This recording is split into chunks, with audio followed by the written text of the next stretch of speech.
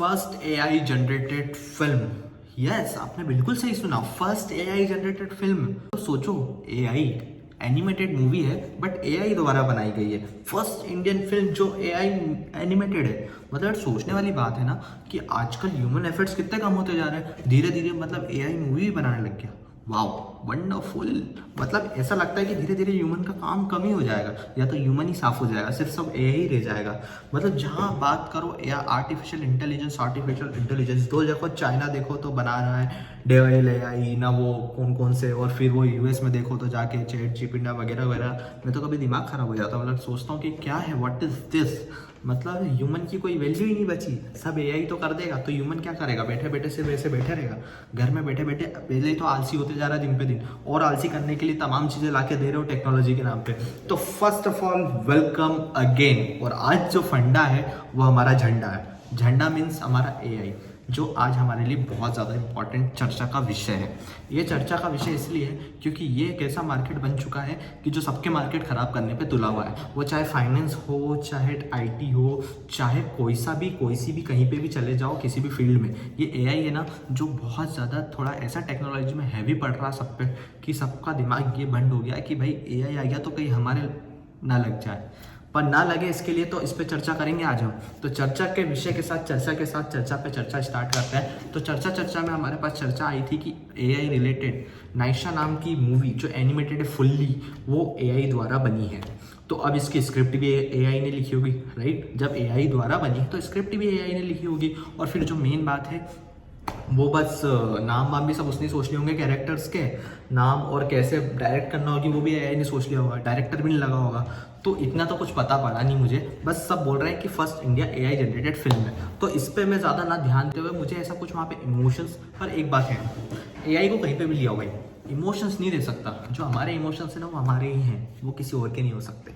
AI कभी emotions नहीं दे सकता, पर धीरे धीरे उस पर भी वर्क होगा जब एआई के इमोशंस भी निकलेंगे। क्योंकि क्या नहीं हो सकता, सब होगा। रोबोट के अंदर भर भर के आर्टिफिशियल इंटेलिजेंस, जब उसके अंदर जब चिप डालेंगे ना, ऐसे इमोशंस ऐसा होता है तो ऐसे इमोशंस निकालना है तुम्हें, तो वो ऐसे इमोशंस निकालेगा। तो वो बताएंगे उसमें कि इस किसी की डेथ हो जाती ना तो आंसू बहाए जाते फूट फूट कर, तो फिर वो रोएगा भी जब किसी की डेथ हो जाएगी। वो कोई बोलेगा कि ये देखो इस टाइप के थोड़े सीन आते ना तो हंसना पड़ता है, तो फिर जब उसके माइंड में फिट हो जाएगा तो ऐसे सीन देखेगा तो हंसेगा। तो इसलिए एआई जितना जितना मतलब टेक्नोलॉजी पे जितना हम ध्यान दे रहे हैं, जितना बढ़ाते जा रहे हैं, एक ह्यूमन उसे बढ़ा रहा है। मतलब जितने भी हम ह्यूमन हैं, हम सब चाहते हैं कि हमारी लाइफ बहुत ईजी हो, पर ईजी के चक्कर में कहीं ज़्यादा ही ईजी ना हो जाए, पता चले घर ही बैठना ना पड़ जाए। तो इसलिए बहुत चीज़ें हैं जो सोचना पड़ती है लाइफ के अंदर।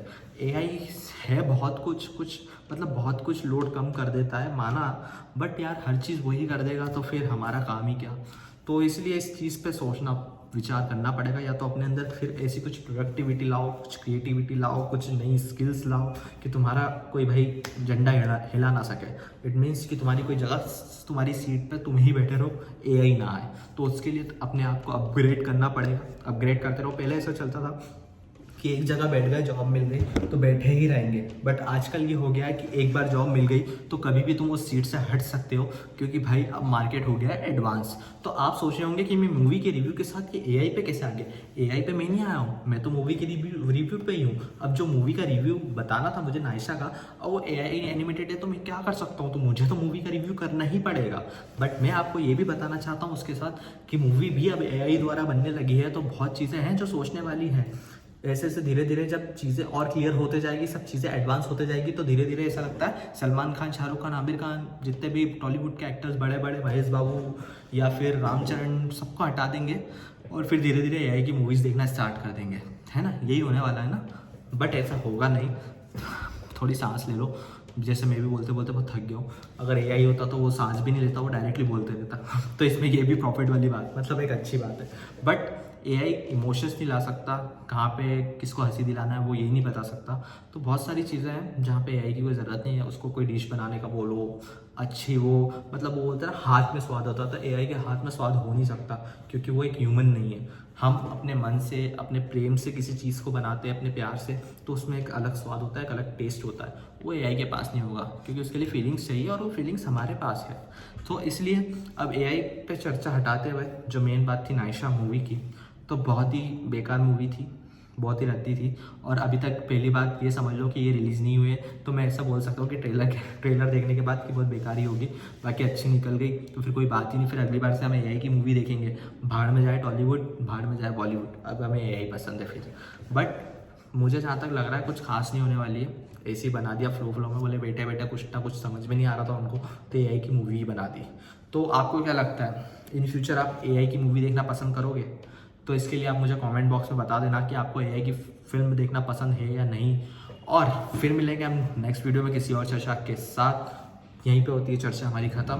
तब तक के लिए जय हिंद, जय भारत।